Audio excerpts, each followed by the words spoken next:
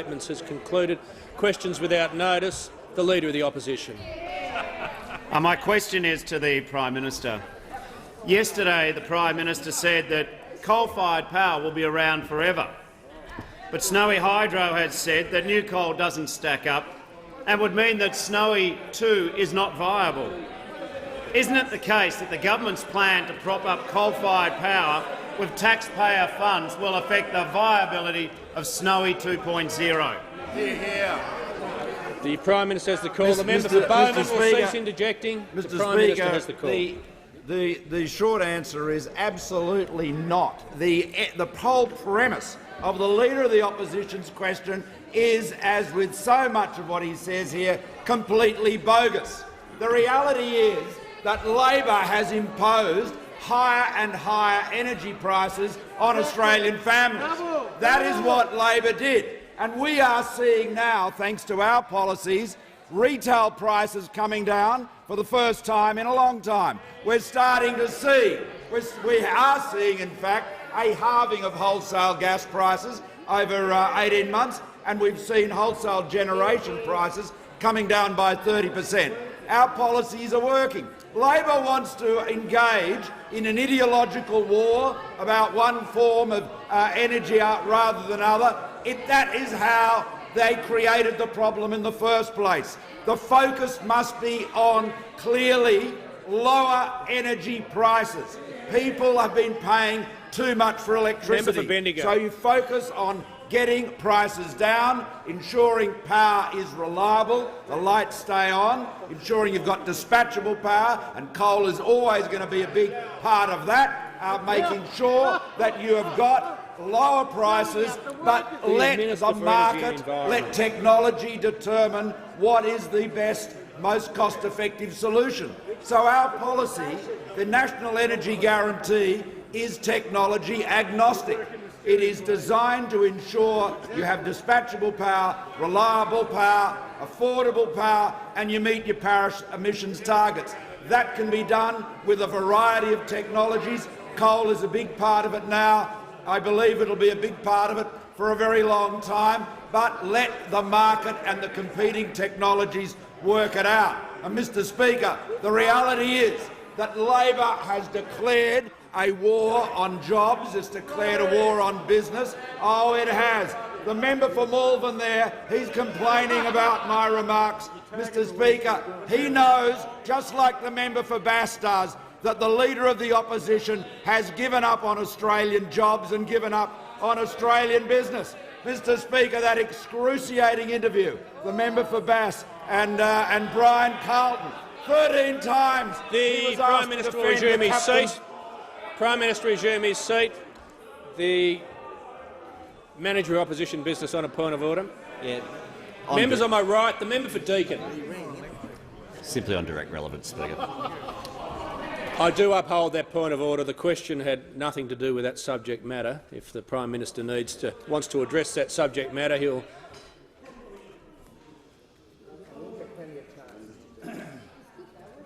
The question was about energy. Prime Minister's completed his answer. The member for Bonner. Thank you, Mr. Speaker. My question is to the Prime Minister. Will the Prime Minister update the House on how the government is backing small and medium businesses to encourage employment, including in my electorate of Bonner? Is the Prime Minister aware of any threats to the government's approach? The Prime Minister has the call. Thank you, Mr. Speaker. I thank the honourable member for his question. And the honourable member is committed to supporting family businesses in his electorate and indeed around Australia, unlike the Leader of the Opposition, who has declared war on small and medium family-owned businesses right around Australia, whether they are in Launceston, whether they're in Burnie, whether they're in Brisbane.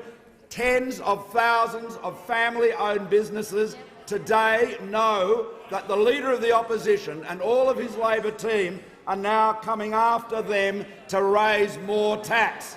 So raise more tax, and that's going to mean fewer jobs. Mr. Speaker, he claims, the Leader of the Opposition says he's against the top end of town and he wants to take on the banks and all those millionaires. Mr. Speaker, 1 small business after another will have their viability threatened and the jobs of their employees threatened by Labor seeking to jack up the taxes they are paying.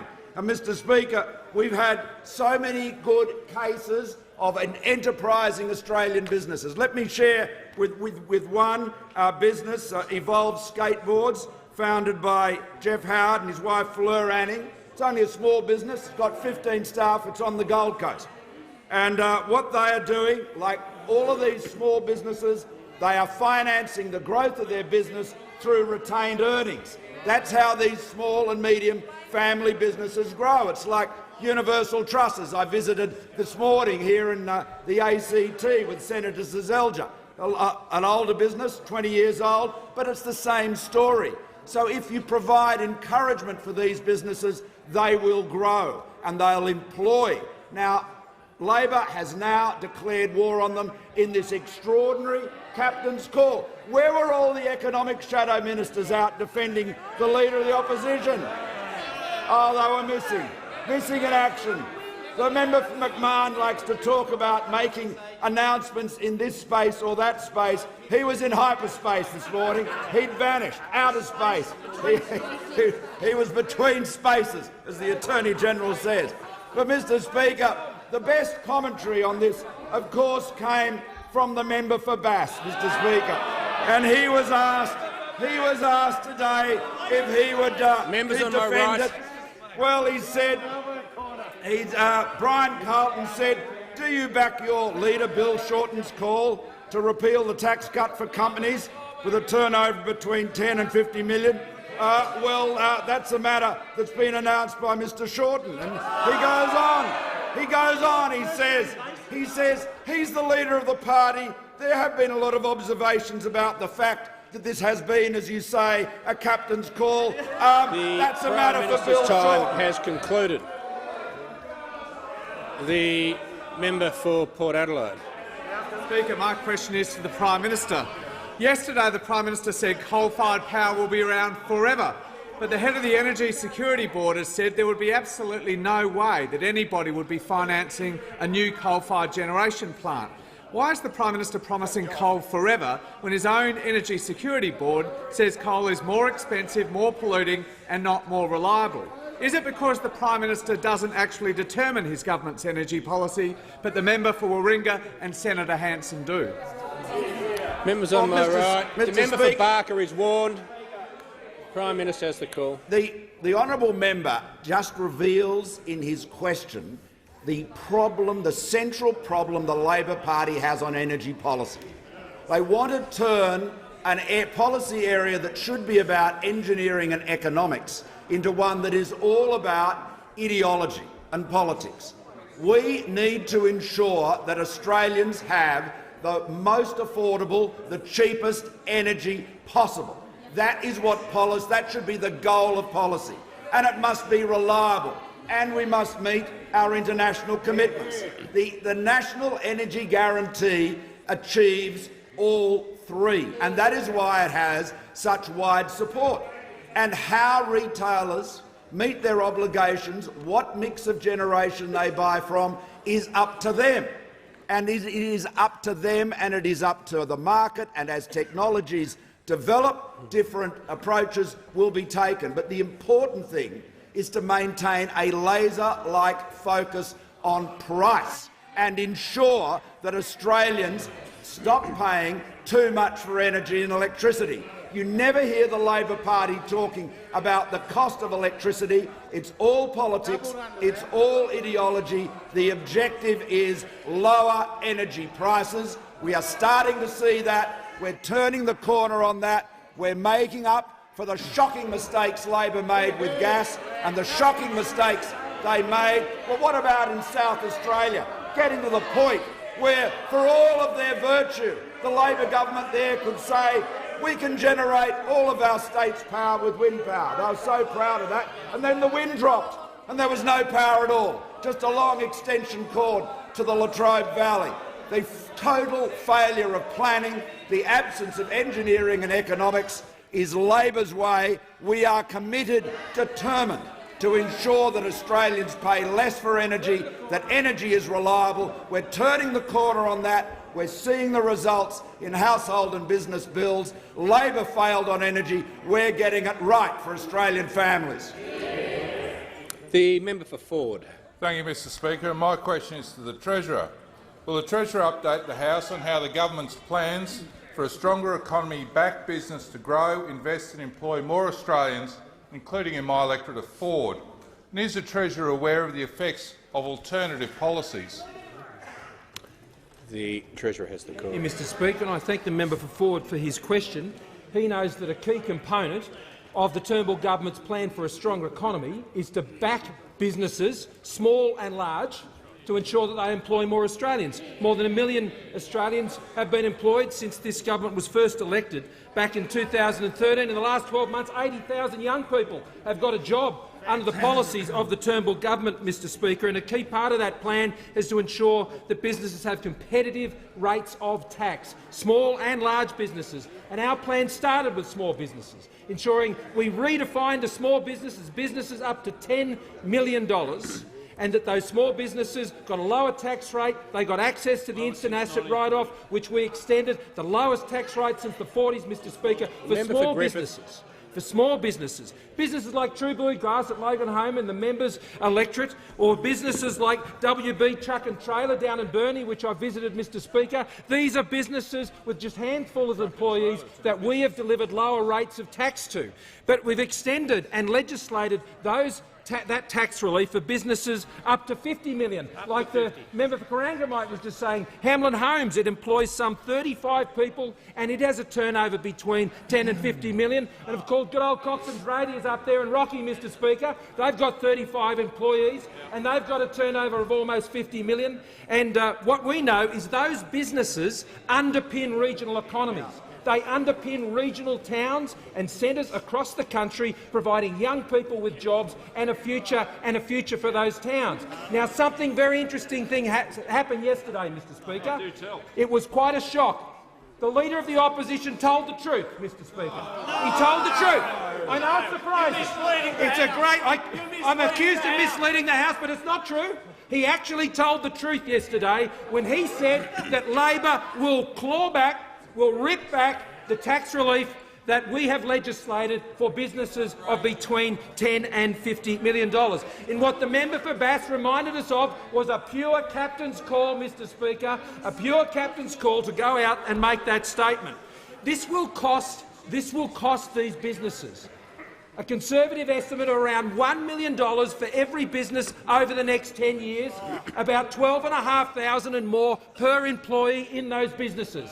That is the cost of what this reckless Leader of the Opposition, this liability of a Leader of the Opposition, Mr Speaker, will do to businesses as he steals back the tax relief that this parliament has legislated. The Turnbull government has a plan for a stronger economy. It's about backing businesses like Hamlin Homes and Coxon's Radiators or True Blue Glass, Mr Speaker. All of these companies, we're backing them to create more jobs with more competitive rates of tax. The Leader of the Opposition wants to shut them down. Treasurer's time has concluded. The Deputy Leader of the Opposition. Thank you, Mr Speaker. My question is to the Prime Minister. Is the Prime Minister aware that the member for Warringah and the member for New England have both threatened to cross the floor against the Prime Minister and his energy policies? Is the reason the Prime Minister is promising coal forever because he's doing everything he can to stop the former Prime Minister and the former Deputy Prime Minister from undermining his government forever? The Prime Minister has the call. Well, I thank the honourable member for a question. I'll repeat what I said in my earlier answer. The objective has to be to ensure that Australians have access to the cheapest possible power. Now, the member for Sydney often wants to talk about hard-working Australian families and those that are battling, and she claims to be be filled with empathy for them.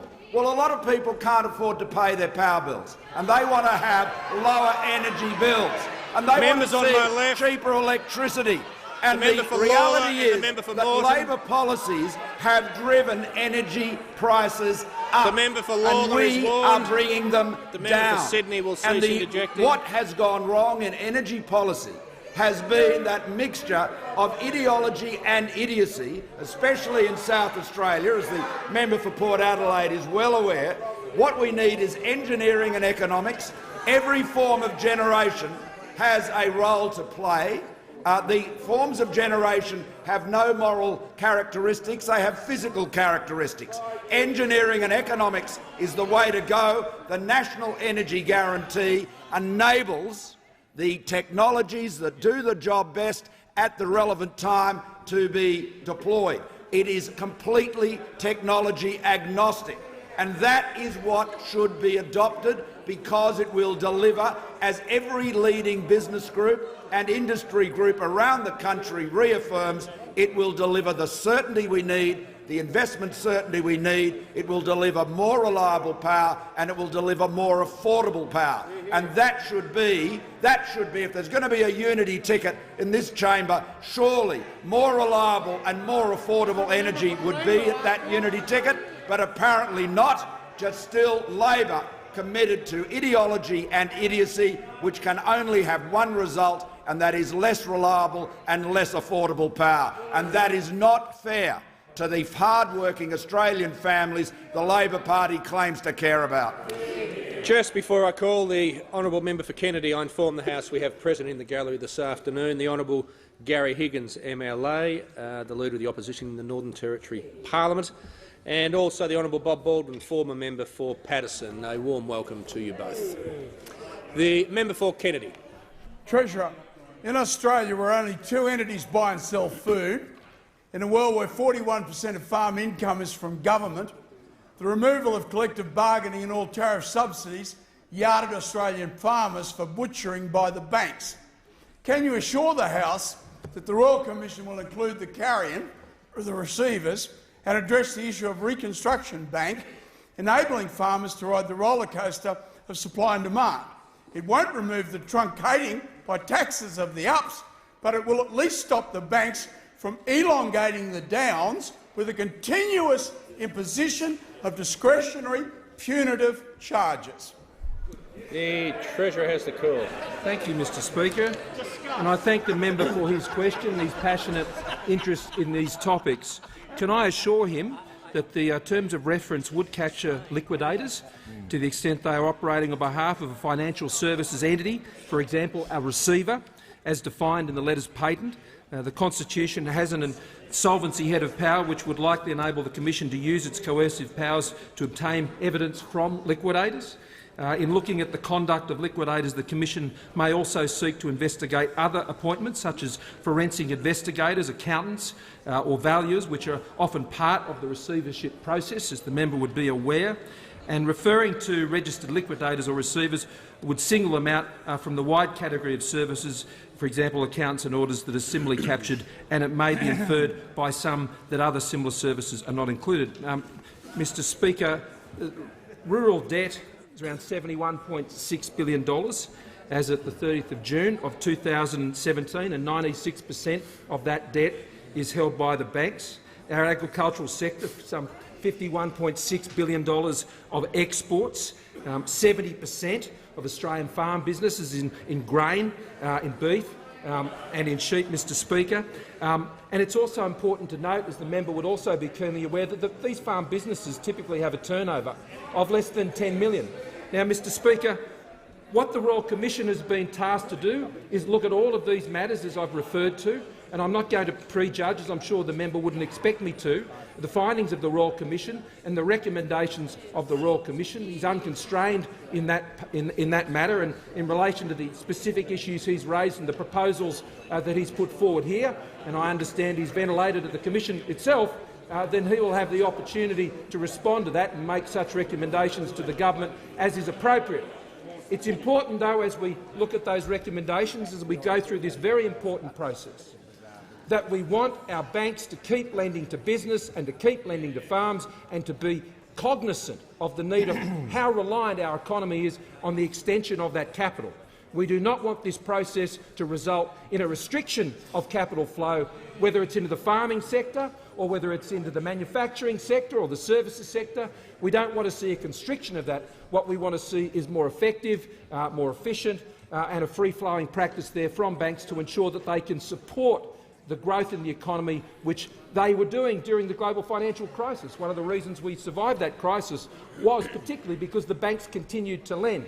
Now, we do have to have a consciousness, as the member says, of the cycle that occurs in the ag sector, and that's why we have the Farm Management Deposit Scheme from the government's point of view, but we're of course open to all recommendations from the Royal Commission. The member for Flynn. Thank you, Mr Speaker. My question is to the Deputy Prime Minister, the Minister for Infrastructure and Transport. Will the Deputy Prime Minister update the House on how the government's tax measures helps create jobs and grows business confidence in regional communities? How would different approaches hurt Australians, hard workers in the small and medium to business range? Thank you. The Deputy Prime Minister has the call. I thank the member for Flynn for his question. He is a hard-working member. Before coming to this place, he was a hard-working businessman. He'd started businesses from scratch. He wasn't frightened to get a bit of dirt under his fingernails. He wasn't frightened to back himself. He wasn't frightened to take risks. He wasn't frightened to employ people. He had a go. He had a go, just like all of those small and medium family enterprises which those opposite want to cripple by taking away the tax relief that this government is providing them. Now, he comes from Gladstone, and Gladstone is home to some of the best economic potential, the best economic drivers in this nation. It is one of this nation's economic powerhouses. It's home to Northern Oil Refinery. It's also home to Caulfield's Electrical Service. A little company, medium-sized company, employs 60 people. It's a fine business. It's having a go. Its owner, Ken Caulfield, told the member for Flynn, obviously with extra cash to inject into the business, we can employ more staff and develop our companies to run more efficiently and forward plan, knowing we will have more funds to do business. That's the sort of enterprise, that's the sort of endeavour that we want to foster on this side of the House, and that's the sort of enterprise and endeavour that those opposite want to take away, want to steal away. We are also investing as Liberals and Nationals in central Queensland, making roads safer, such as the Bruce Highway, an investment of $10 billion. The Northern Australian Roads Program, $59 million for the Capricorn Highway. Beef Roads Program, $20 million for road train access, and the Bridges Renewal Program, including $5 million for the 3 Moon Creek replacement. We're connecting country communities. We're making sure that those regional communities can connect to ports safer, ports such as Gladstone. But confidence is not something that you see opposite. There's no Labor confidence in businesses to back themselves, and we've got some by-elections coming up, and people can get behind the candidates that this government is putting up, or they can just be anti-business as usual. Anti-business as usual. That's what they'll get. That's what they'll get in Braddon. That's what they'll get in Longman. That's what they'll get in Mayo if they don't back the government candidates who are going to provide a voice around the table of influence, a voice around that ministerial table to actually get things done. Labor has no confidence in Burnie, no confidence in Ulverston, and I know that because I visited Ulverston on my Small Business Roadshow with Roger Yench last year, and we heard from small businesses there. They were backing the government. They were backing themselves, moreover. They were backing the lowest tax rate in 77 years. They were backing the instant asset write-off. But I tell you what they don't need down in Tasmania. I tell you what they don't need in Longman, and that's Labor. That's Labor's anti-business policies. Time has concluded. The member for Batman. My question is to the Prime Minister. Today, Senator Hanson said the price of One Nation supporting the Prime Minister's $80 billion big business handout was a new coal-fired power station. Will the Prime Minister rule out building a new coal-fired power station, or is nothing off-limits when it comes to teaming up with One Nation? The Minister for the Environment and Energy. Mr Speaker, well, the Labor Party should know that when in Victoria they tripled the coal royalties and oversaw the closure of Hazelwood, the people of Victoria saw their wholesale prices increase by 80%, Mr Speaker. The Labor Party should know that when Jay Weatherall oversaw the closure of the Northern Power Station, the people of South Australia saw their wholesale prices go up by another 80%, Mr Speaker, and they told him what they thought of it at the state election, Mr Speaker.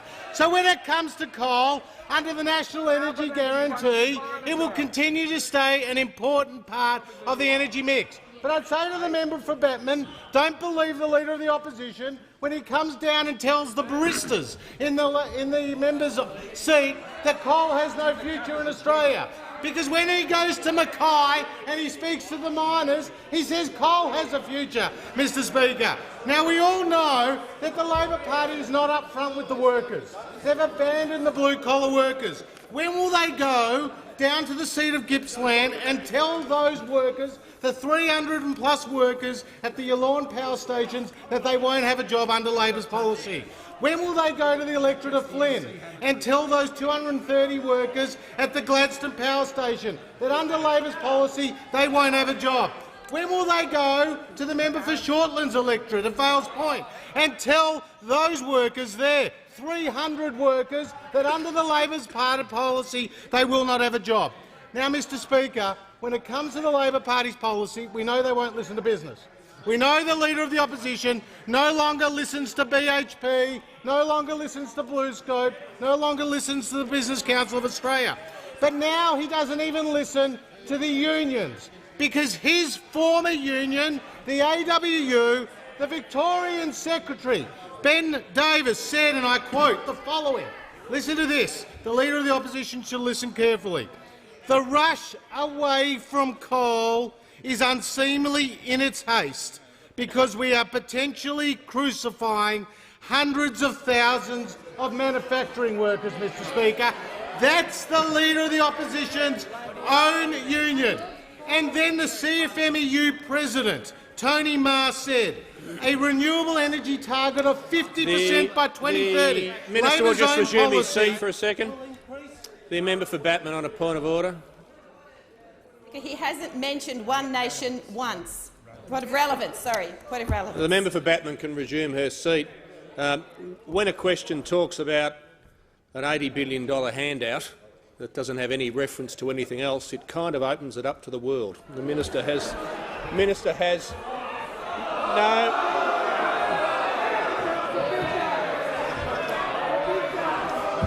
Members on my right, members on my right, the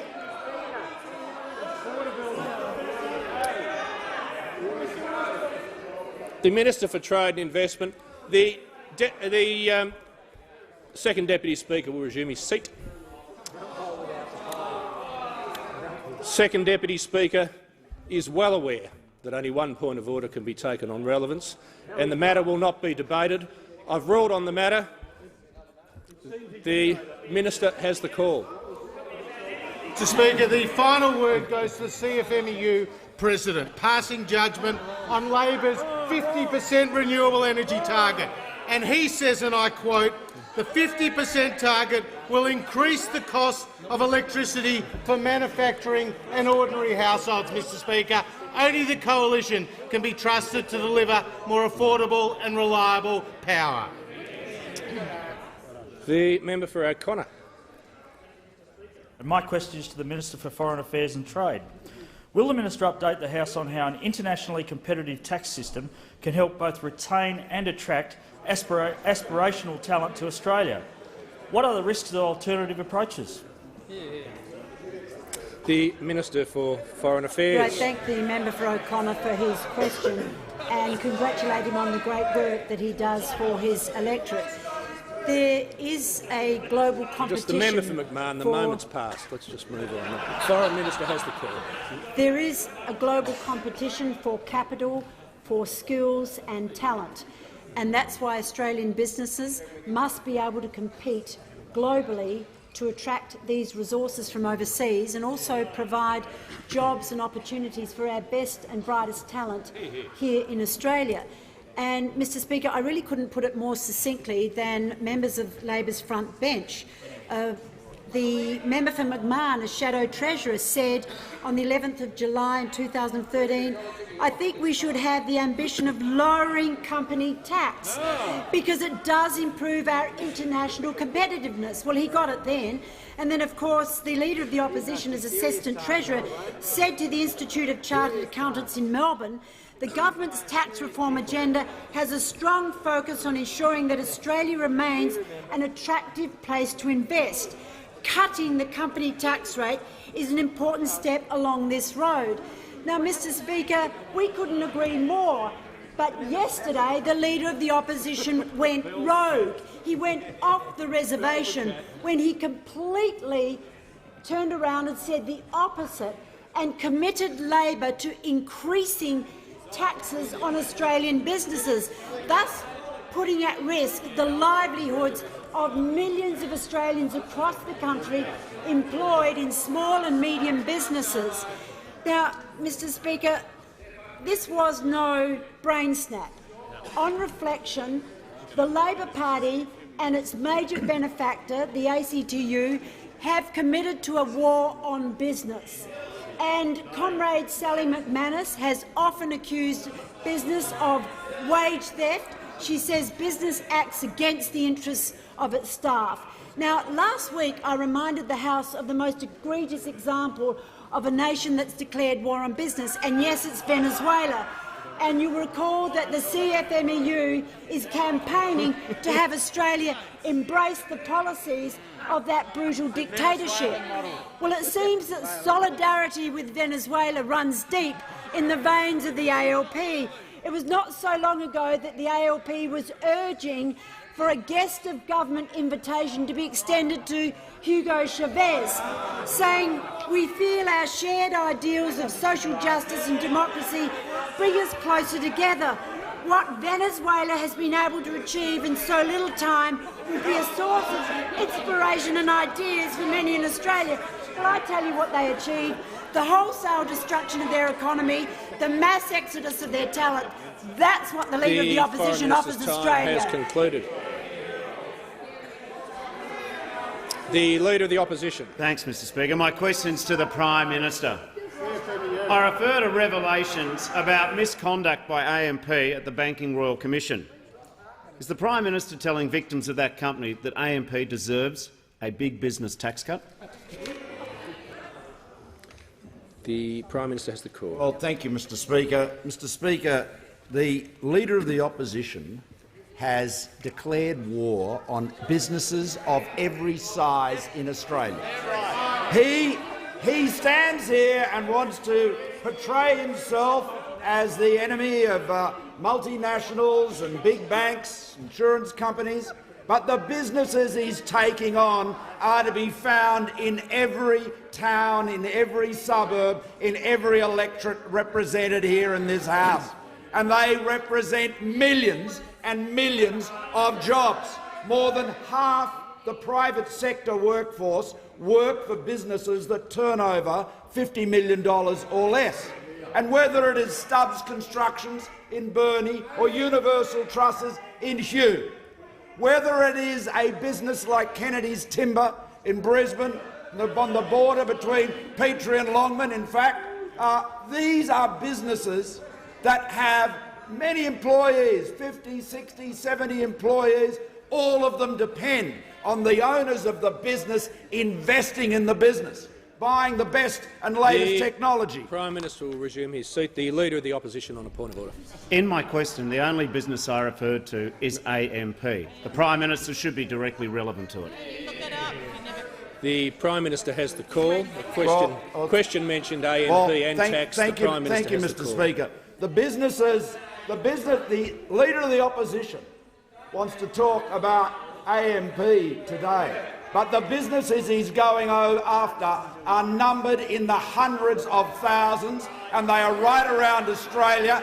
And as the member for Bass understands very well, there are dozens of them in Launceston, and he knows that those businesses are going to be threatened and the jobs of their workers threatened. And in that interview, as Brian Carlton pressed him. He refused to endorse the reckless anti-business agenda of the Leader of the Opposition, and we well understand why he would not tie himself to that catastrophic captain's call.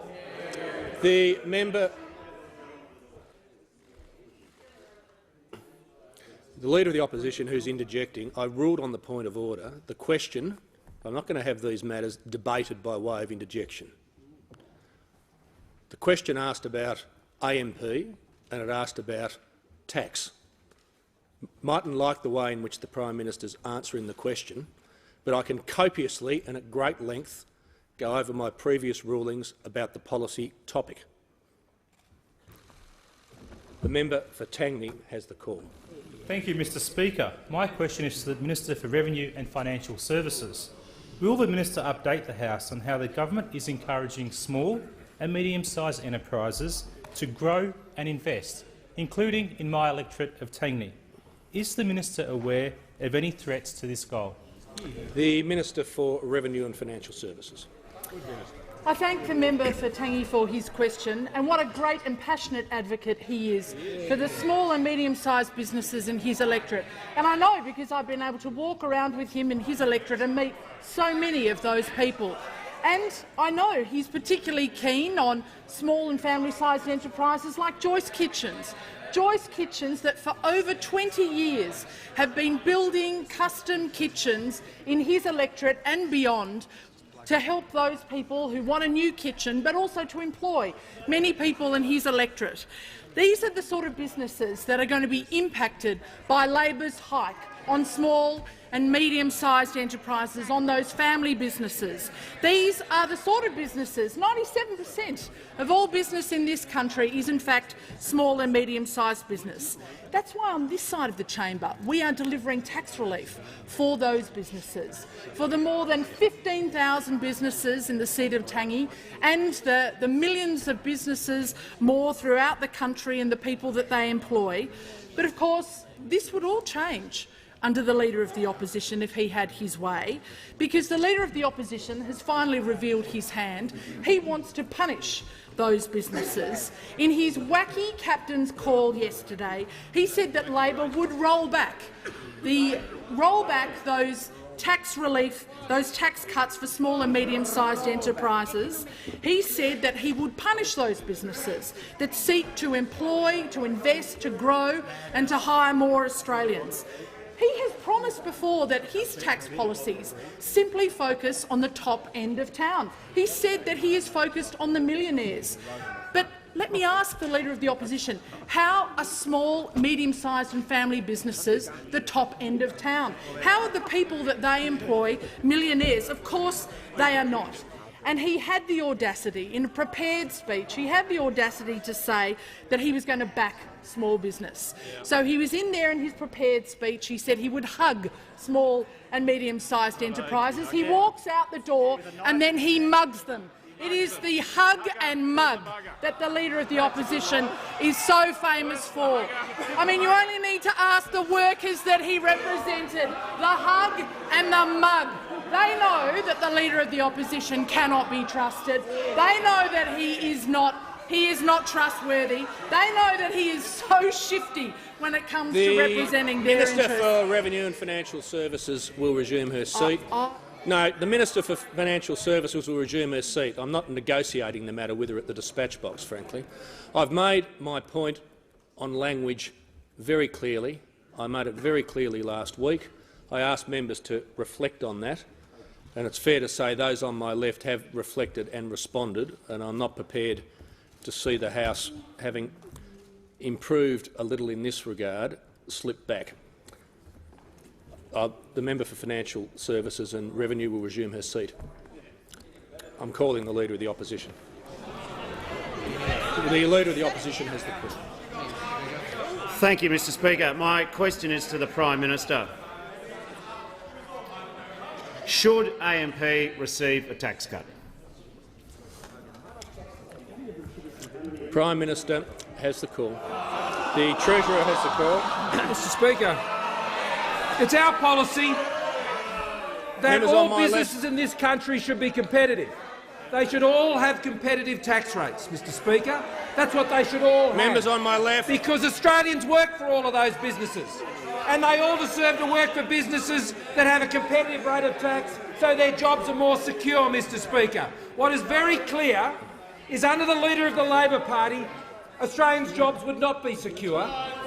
They would not be secure because it is his policy to jack up the taxes on small businesses, on medium-sized businesses and large businesses. And yesterday we had a small shard of truth from the Leader of the Opposition as he fessed up to the fact that the Labor Party would increase taxes again for businesses of more than $10 million, Mr Speaker.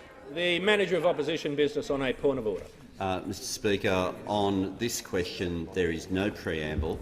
There is no broad policy that then refers to AMP. It only deals with should that company receive a tax cut.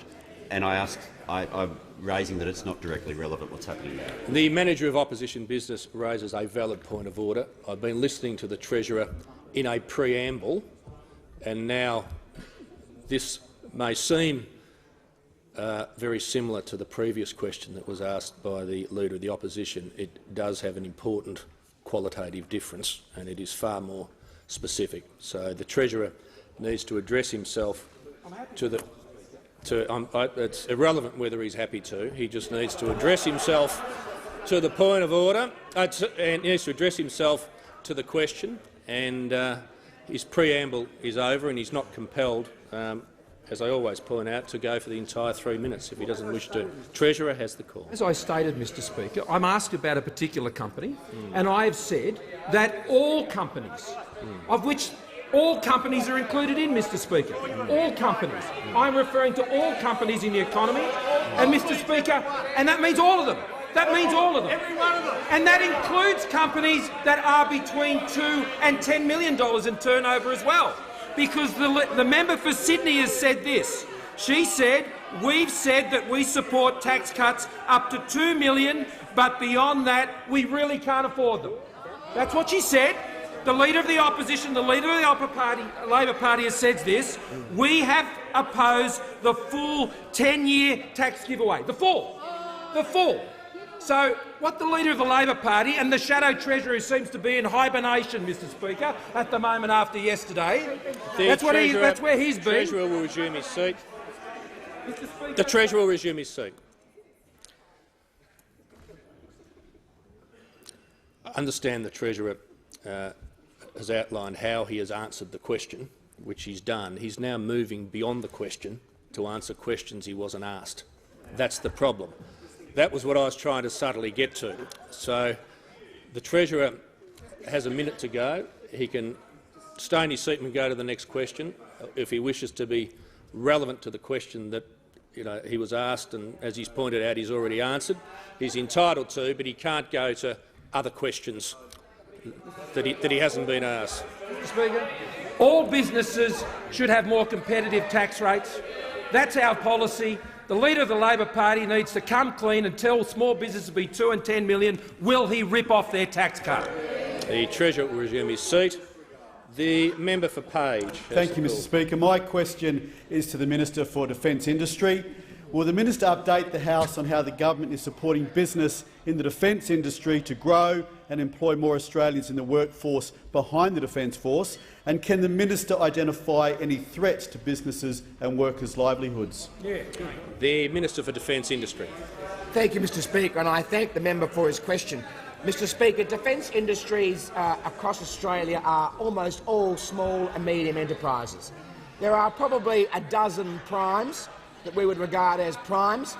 There are probably about 3,000 small and medium enterprises in the defence industry spread across the country, and many of those would have turnovers of between $2 and $50 million. Companies like, in the member for Page Electric, Yamba Welding and Engineering, which is a building and maintaining boats for the Navy company. Companies like Airflight, in the member for Pearce's Electric. They provide maintenance for PC-9 trainer at the Air Force Base at Pearce. Or Fibertech, that I visited with the member for Corangamite in Geelong, which make fibre cables and nets for rigging for the air transport for the ADF. And also in Braddon, Of course, Braddon, where Penguin Composites make bonnets for the Hawkeye in Penguin, and Air IPO in Longman, Mr Speaker. Air IPO that provide breaching equipment and folding stretchers for defence in Caboolture. And even in Mayo, Mr Speaker, Novacom, which is a key partner in Talas's mine-sweeping exports in New Radler. All these companies spread right across Australia, and that's only half a dozen, have basically got turnovers of $2 to $50 million, and they are replicated right throughout regional Australia and in the capital cities. They are the companies that the Leader of the Opposition wants to rip away their company tax cuts that this government has provided. They are the companies the Leader of the Opposition wants to declare war on, Mr Speaker. They're the companies, small family enterprises, many of them with good ideas, who are hard-working and making good because of this government's investment in defence and defence industry capability, the largest in our peacetime history, Mr Speaker. That's what's going on out in the real world, and the Leader of the Opposition wants to make those companies much harder, make their jobs much, much harder. He wants to build those companies. He wants to send them broke. The member for Bass got it right today, Mr Speaker. It wasn't a very pretty interview, it must be said. The member for Bass got it right. The Leader of the Opposition's war on business is a war on jobs, it's a war on growth, it's a war on the Australian economy, and it's the war on family businesses and small and medium enterprises. It's a war on wages, Mr Speaker. The Leader of the Opposition isn't some mythological fighter fighting against the top end of town on behalf of small and medium enterprises. He's belting small and medium enterprises. They're not the top end of town. And he's saying to families on $95,000 a year that they are the top end of town, trying to take away their personal income tax cuts, Mr Speaker. The Leader of the Opposition is a dangerous man for Australian families and for Australian businesses. The member for Chifley.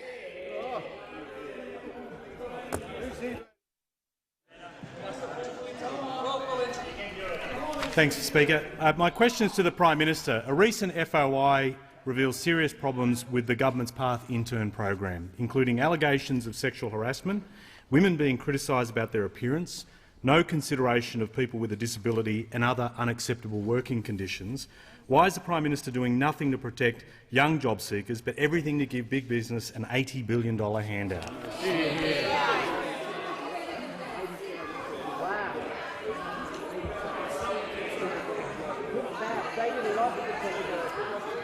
The Prime Minister has the call. Question, but I just want to say the PATH program has been getting thousands of young Australians into a job, getting them into work. And I have met some of those young Australians, and they've been in welfare. They've been on welfare for a long time, and they're getting a job. So it's going well. But I'll ask the Minister. Members on both sides will cease interjecting. Just before I call the Minister, members on both sides will cease interjecting. The member for Wakefield will leave under 94A. I haven't called the Minister yet because the House will come to order before I call him.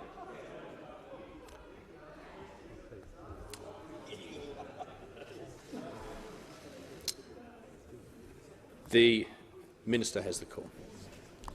Thank you, Mr Speaker, and I thank the member for his question, although his information is wrong. There have been, in the Freedom of Information request that he mentions, there were 33 complaints made. Out of that is less than 1% of the people that are of the 31 of those who have been dismissed. 2 of the companies involved in the program have been investigated by the Job Active Network and have been barred from participating in the program. The program, Mr Speaker, is and long-term unemployment in the 15 to 24-year-old age bracket is a tough issue. We get that, but we're not prepared to turn our backs on it. That's what the Youth Jobs PATH system was for. And the Prime Minister is right. Nearly 70% of the young people who complete their internships move into a job. It is right. As of the 18th of June. I'm sorry, the member interjects it's not right. It is right. It is the information provided to me through the Job Active Network and the department. This is, and and I'm asked, what are we doing? What are we doing to protect vulnerable workers? We've introduced and passed the Protecting Vulnerable Workers Bill, which those opposite in the Senate added amendments to, which weakened it. We've added $21 million in expenditure over the next 4 years to the Fair Work Ombudsman. When the Leader of the Opposition was in charge of the Fair Work Ombudsman, he cut staff by 17% in it and the budget by 20%. I get that the Leader of the Shadow Minister is not keen on us trying things to help this most vulnerable bunch of young people out. But the results are starting to come in. We're not scared to try things in this sector. We are not scared to try things. That's how you get the job results that we are talking about Australia-wide, by not turning your back on any sector of the unemployment market. The Minister and his information is wrong. The Shadow Minister and his information is wrong. This program is one that we are extremely committed to because it is delivering results. Just before I call the member for Mackellar, we also have present in the gallery this afternoon former member of this House and Minister, the Honourable David Simmons. On behalf of the House, a warm welcome to you, and I call the member for Mackellar. Thank you, Mr Speaker. My question is to the Minister for Home Affairs. Will the minister update the House on the importance of a strong and united approach to criminal people smuggling syndicates in our region? Is the minister aware of any risks to the jobs of those working so hard to keep our community safe? The minister has the call. Well, thank you very much, Mr Speaker. I thank the honourable member for his question. The Australian public knows that this government stands for strong border protection policies. Mr Speaker, as we're seeing in the United States at the moment, as we're seeing right across Europe, the issue of illegal migration is going to be with us for a long period of time to come. And we know, Mr Speaker, that this government has turned back now over 30 boats, and had those 30 boats got through, we would be at the moment seeing the same scenes as we saw when Labor was last in government, with people tragically drowning at sea and children piling into detention, and as we're seeing on our television screens out of the Mediterranean and in the US at the moment, Mr Speaker. So it is incredibly important for the public to understand what each side of politics in this country represents when it comes to the very important issue of border protection. This government's position has remained consistent. In the Howard years, when Mr Howard left office in 2007, there were 4 people in detention, including no children, and yet under Labor they put 8,000 children into detention, 1,200 people drowned at sea, and, Mr Speaker, 50,000 people came on 800 boats. Now, as I say, the public has no doubt in their mind that this side of the parliament, that the coalition, fully supports our Border Force personnel in keeping our borders secure. But, Mr Speaker, people are completely mystified as to what the Labor Party stands for when it comes to border protection policy. Now, you remember a couple of weeks ago that there was a Labor Party conference in Melbourne where the CFMEU rode into town and stopped the motion being debated. I see in an excellent article today by Troy Bramston in the Australian, he says, and I quote, "Labor hopes to avoid an internal brawl on refugee policy by scheduling debate on its social justice and legal affairs platform on Sunday afternoon at the New South Wales Party's annual conference." He goes on, Mr Speaker, to say debate on refugee policy was shut down at the Victorian Labor Party conference last month. The right faction and the industrial left grouping, including the CFMEU, joined forces to deny debate on motions such as closing offshore detention centres. Mr Speaker, all the public is asking for is for this Leader of the Opposition just once to be honest with them, not to conduct himself in this shady, shifty way. Mr Speaker, the reality is that the Australian public want an honest position. The minister will resume his seat. Next question. The member for McMahon. Thanks very much, Mr Speaker. My question is to the Prime Minister. Under this Prime Minister, household debt is already at a record high and gross debt has reached $500 billion for the first time in Australian history.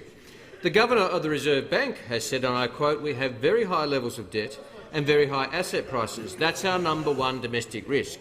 Prime Minister, given that warning, Isn't this the worst possible time to lock in an $80 billion big business tax cut? The Treasurer has the call. Mr Speaker, I thank the member for his question and the Prime Minister for the opportunity to respond. Under this government, we've taken gross debt that was growing at 30% under the Labor Party, under the current budget and forward estimates, to 2%. 30% to 2%. That's what's happened. We have wrestled Labor's gorilla of debt to the ground. That's what we've done.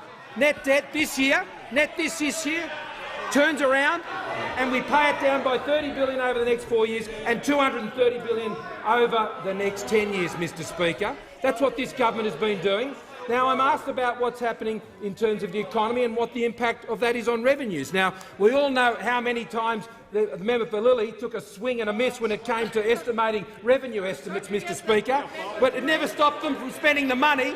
He was out by 5% every single year, Mr Speaker, a swing and a miss, every single time. But what I can inform the House of today, as the Minister for Finance has, is that this year, our company tax revenues, as of the end of May to the end of the year, we're up by $1.1 billion, Mr Speaker. That's what's happening. But increasingly also of importance is the fact that our expenditure at that time is also down $3 billion. $3 billion so far to the end. This is a government living within its means. This is a government living within its means. This is a government that has taken the debt and the deficits of the Labor Party and has worked tirelessly year after year since we're elected to turn it all around, and in 2019-20 we will come back in the surplus 1 year ahead of projection, Mr Speaker, 1 year ahead of what it was forecast, because we're a government that knows how to live within its means. What the Labor Party is about is taxes go up and up and up and up, whether it's the $5 billion tax on retirees, whether it's putting up taxes on small and medium-sized businesses. And the Leader of the Opposition, the Leader of the Labor Party, the Shadow Treasurer, has to be honest with the businesses of Australia and tell them, are you going to reject and reverse the tax cuts for small businesses between $2 and $10 million. The Leader of the Opposition, on a captain's call, could go out there yesterday, unilaterally declare that that tax cut's gone for $10 to $50 million. We know the member for Sydney doesn't think it should happen. We know the Leader of the Opposition has gone around telling everybody that he's going to reverse the whole package. We'll tell them straight.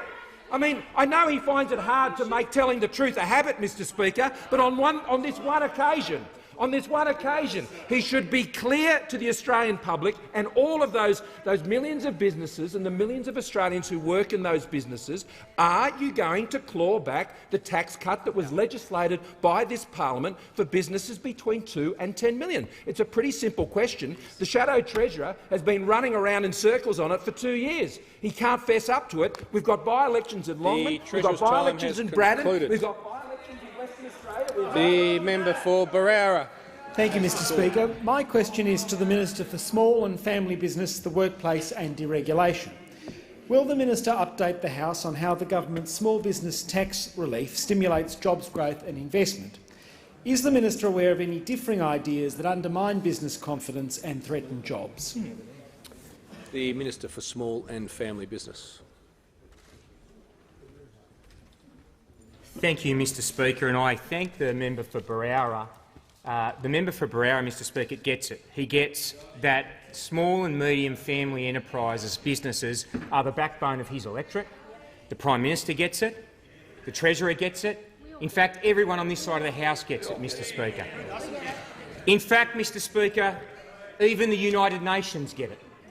Mr Speaker, happy Micro, Small and Medium-Sized Enterprises Day. Last year, the United Nations, and in their press release today, they reiterated their thoughts, and I quote from it, "Those enterprises which generally employ fewer than 250 persons are the backbone of most economies worldwide." Even the United Nations get the fact that small and medium family businesses are the backbone of this country, of any country. But I tell you who doesn't get it, Mr Speaker. The Leader of the Opposition. And you know what? I reckon there's plenty of people behind him that actually get this. The member for Bass. He gets it. You're right. The Attorney-General. He's right. But, Mr Speaker, in the members for Maribyrnong seat, there is a family-run independent supermarket business. It's a third-generation family business. It's been there for over 50 years. It has 140 staff, 40 of them full-time, 100 part-times, predominantly school kids and university students. They turn over a tick over $20 million a year. They operate at a gross margin of around 2%. They compete with Coles and Woolworths on a daily basis. And the Leader of the Opposition would have you believe that that is a business already facing a national giant that does not deserve to keep more of its own generated profits. He is happy to trash business as the Leader of Opposition in pursuit of a class war, does not understand that high turnovers necessarily mean high profits, because he's never actually been involved in a business or running a business. There are businesses all over his electorate and every electorate of every member in this country for where that equation is the same. They are the backbone of all our seats. The Leader of the Opposition has gone over the top. He's out of the trench, headfirst into battle against this sector of the economy. My question to those opposite, I don't have to ask it on this side, those opposite, especially those in the economic leadership team, have the courage to stand up for this most important sector of our economy. They are in all of your seats. They are in all of your seats. They employ the overwhelming majority, 70% of all Australians. Do not stand behind your leader and sell them out for the sake of a cheap political class war.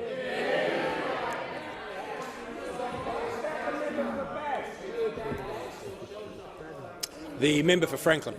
Thank you, Speaker. My question is to the Prime Minister. Why does this Prime Minister support cutting the penalty rates of over 7,000 working Australians in Braddon by up to $77 a week, while he's giving an $80 billion handout to big business? Or is the Prime Minister telling hard-working Australians in Braddon, who are again having their penalty rates cut, to just get a better job too? Member for Mackellar will cease interjecting. The Prime Minister. Prime Minister has the call. Well, thank you, Mr. Speaker, and I thank the honourable member for a question. I think it's a shame that the member for Bass isn't getting an opportunity to ask a question. He is. I know that his leader has probably hauled him in and said, "Oh, Mr. Hart, what a mess." But we say he spoke for all Australians. He spoke for all Australians when he revealed the shocking captain's call that the Leader of the Opposition made, a job-destroying call. Now, the two honourable members I've just referred to, both from Tasmania, a state that's enjoying stronger economic performance, and it has many family-owned businesses. I talked about one yesterday, Stubbs Constructions, but there's so many of them in Tasmania. They've often many generations of businesses have been run by the same family, and they've been investing in them out of retained earnings. And they are given real confidence by the government support for them.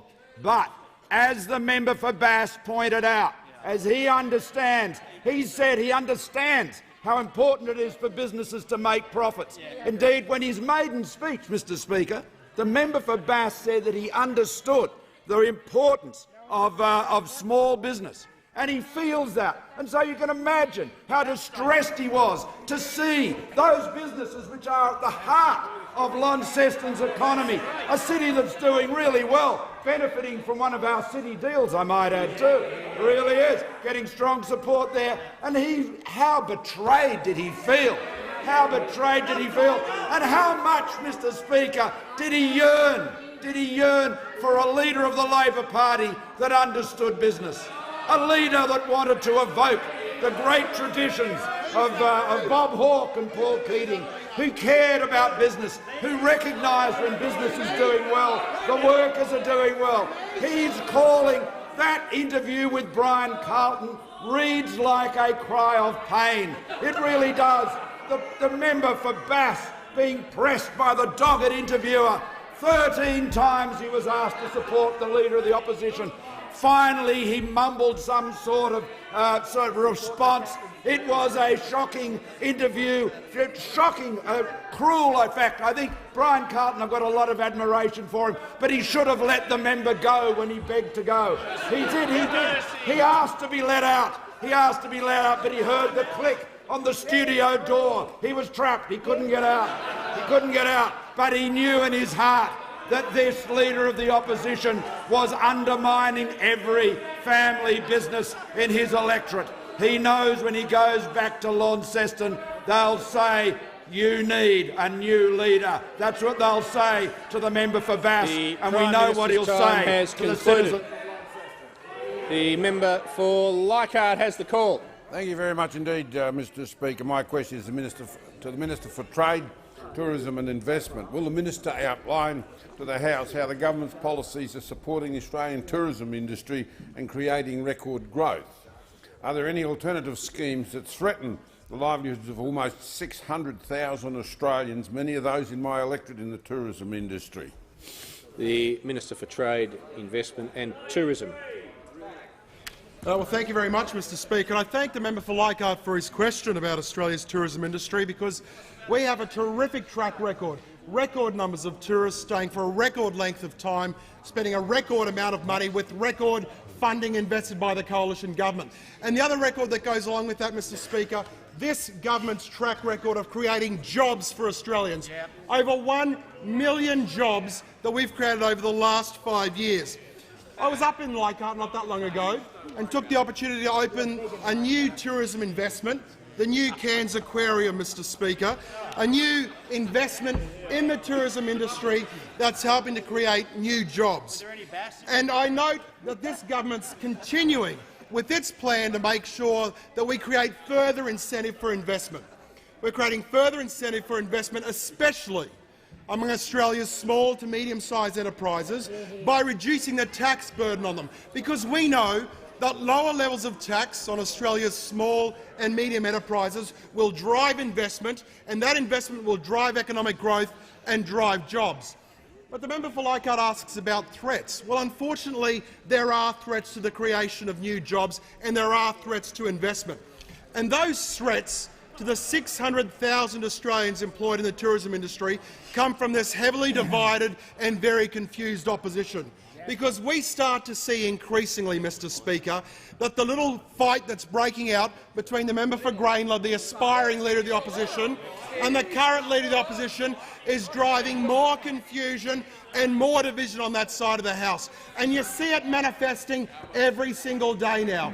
Now we see the Leader of the Opposition moving to block the member for Port Adelaide from having a chance in Adelaide, instead forcing the member for Port Adelaide to take his fight. Minister, this is completely irrelevant to the question. Well, Mr Speaker, it's about the threat that this division is causing to policy.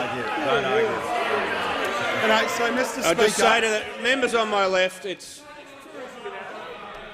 just too long a bow. I mean, it's even though the questions come from his side, amazingly, it's just not relevant. Fair enough, Mr Speaker. Really not. Well, let me move away from the division on that side of the House. Members on my left. Let me move away from the division on that side of the House and focus on the fact that that is actually having an impact on investment decisions that people make. We see on Kangaroo Island, Southern Ocean Lodge, for example, a small business that has employed 50 locals on an island economy, that we actually see now those businesses having that further investment threatened. And that investment, Mr Speaker, is threatened because of the policy division on Labor's side of the House. We will make sure that we continue to set the right economic conditions and the right business conditions to encourage Australia's small to medium enterprises to keep investing in the tourism industry, to keep investing in their businesses, and to make sure that Australia's small businesses create the economic growth that will drive jobs into the future. The member for Parramatta. Speaker, my question is to the Prime Minister. In May, Optus sacked 400 workers. But this week the Prime Minister is doing everything he can to do a deal with One Nation to give big business, including Optus, an $80 billion handout, when Optus is sacking 400 workers. Why is this Prime Minister working with One Nation to reward them through his $80 billion handout? The Prime Minister has the call.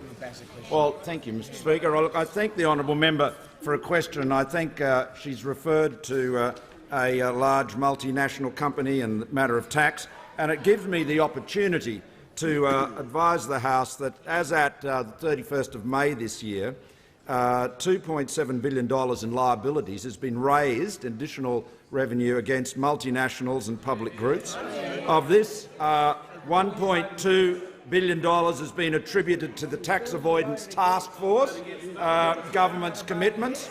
This is based on legislation Labor voted against.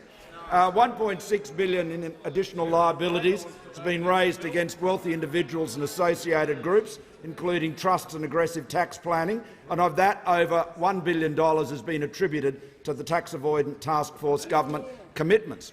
And I'd add, Mr Speaker, that in addition to this fine work, it's brought $7 billion of additional revenue into the tax net. It's one of the reasons the Treasurer has announced some improved numbers in terms of budget, government revenues today. But, Mr Speaker, we've also seen a significant impact on additional GST paid, approximately $460 million in 2017-18 year-to-date as a result of global entity. The member for Parramatta on a point of order. Mr Speaker. The member for Parramatta will resume her seat. The Prime Minister is in order. The question had a number of elements. It certainly referred to Optus, but it said including Optus, and it had one of those taglines at the end that talked about a handout that can mean absolutely anything. So I just refer the member for Parramatta to the Leader of the Opposition's earlier shorter questions. The Prime Minister is completely in order. Thank you, Mr Speaker. I was just addressing income tax there, personal income tax and corporate company tax, and I'd moved on to GST. And, Mr Speaker, over the forward estimates, a total of $6.5 billion of additional GST revenues will be raised to pay for schools and hospitals and roads and all of the states and territories as a result of the government's integrity measures. So we do believe in lower taxes. We know that because it encourages investment, employment, it encourages more jobs and higher wages, all the very cogent arguments the Leader of the Opposition used to address on this subject before he did a backflip and abandoned economic common sense. But what we are doing is ensuring that everybody pays their tax, and we are cracked down on multinationals and tax avoidance in a more resolute and comprehensive fashion than any previous government, and we're seeing very substantial revenues accruing to the federal budget and, of course, through the GST directly to the states and territories. The member for Boothby. Thank you, Mr Speaker. Mr Speaker, my question is to the Minister for Citizenship and Multicultural Affairs. Will the minister outline to the House how the government is backing Australian businesses and supporting jobs growth through tax relief and an innovative visa program? How does this compare with other attitudes? The Minister for Citizenship has the call. Well, can I thank the member for Boothby for her question? And she, like all members on this side of the chamber, is backing every business, small and large, to grow. Because we know on this side of the chamber that when businesses grow, they employ more people, they generate more wealth, and they create more money that we can fund the essential services that we need, the schools, the hospitals, the PBS listings.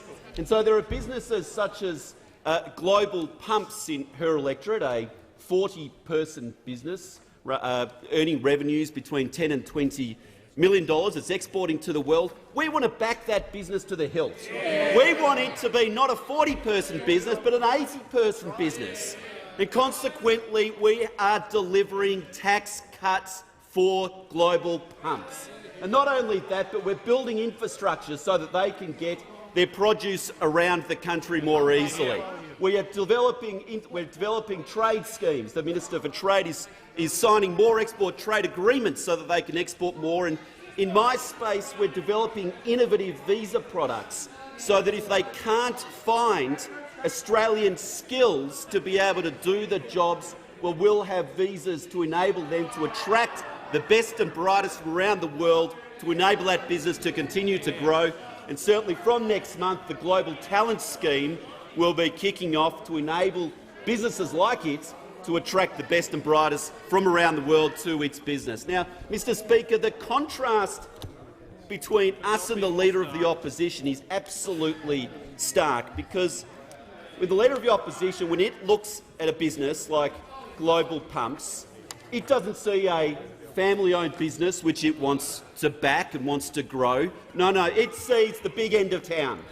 It sees the big end of town that needs to be punished. It sees a Collins Street business of fat cats, apparently, that should have their taxes go up even further, and that is exactly what the Leader of the Opposition is promising. Not a tax cut, but a tax increase, Mr. Speaker. But the interesting thing is that it's not. But the Leader of the Opposition does not have everybody behind him. There are differences of opinion on that other side of the chamber. We know that there is the crouching tiger over there in the member for Greenlaw. He's ready there to pounce. He doesn't agree. But we also know there are hidden dragons on their side who are briefing out to Simon Benson, saying that they do not like the position which the Leader of the Opposition is taking either. Mr Speaker, we are backing business. We are backing businesses like Global Pumps because we want them to grow. The Leader of the Opposition should also back these businesses, ditch those company tax increases and let these companies grow. Concluded. The Prime Minister. Mr Speaker, I ask that further questions be placed on the notice paper. I thank the Prime Minister. I present the following Auditor-General's Performance Audit Reports for 2017-18. Number 51, the Design, Monitoring and Implementation of Health Savings Measures, Department of Health, and number 52, Efficiency of Veterans Service Delivery by the Department of Veterans Affairs.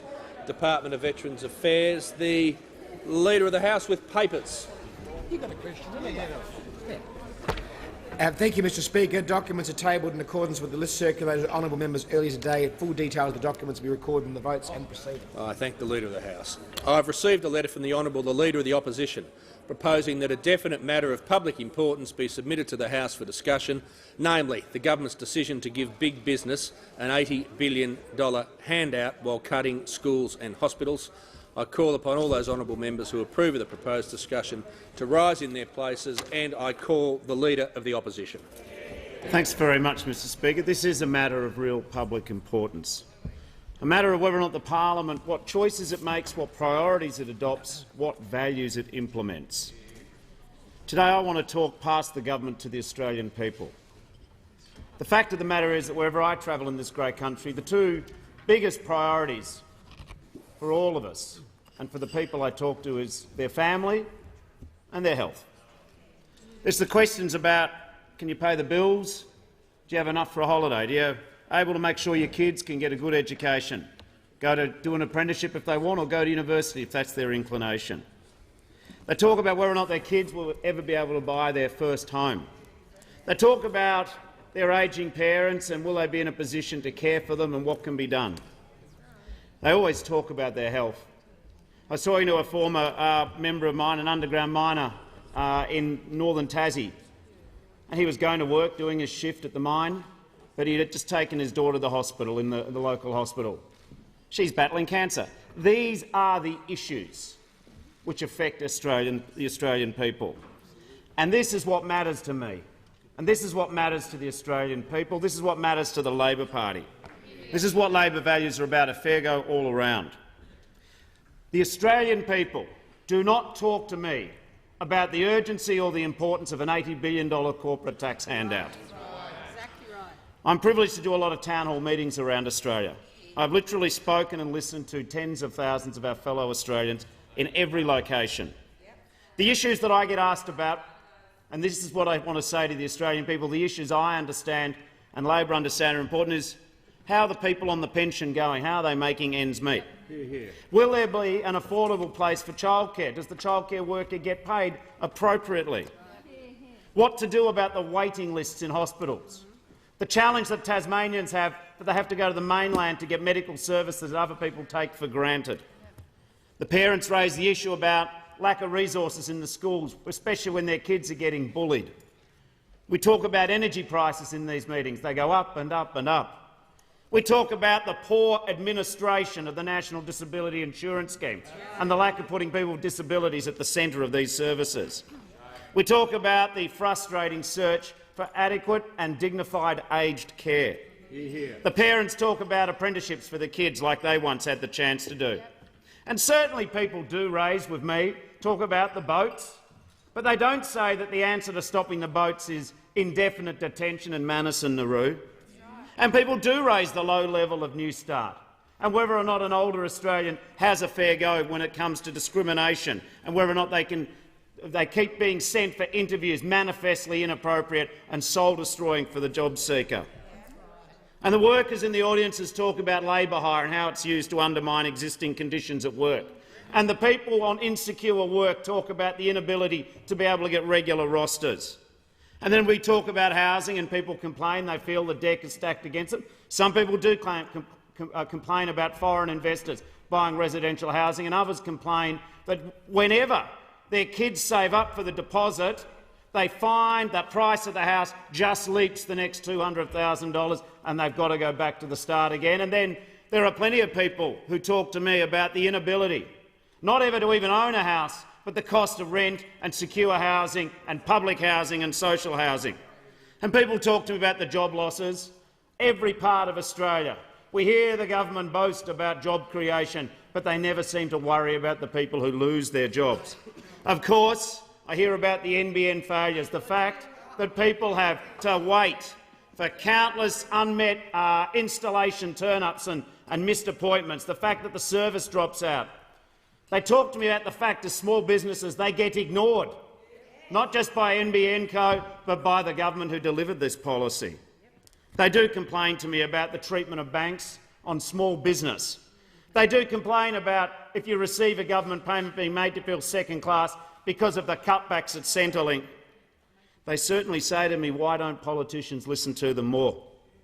But what I don't get asked about by the vast bulk of the Australian people, the people making ends meet, working hard, the people who, as the Minister for the Small Business Minister said when he was taunting me, he said, "Oh, you've only ever signed a mortgage."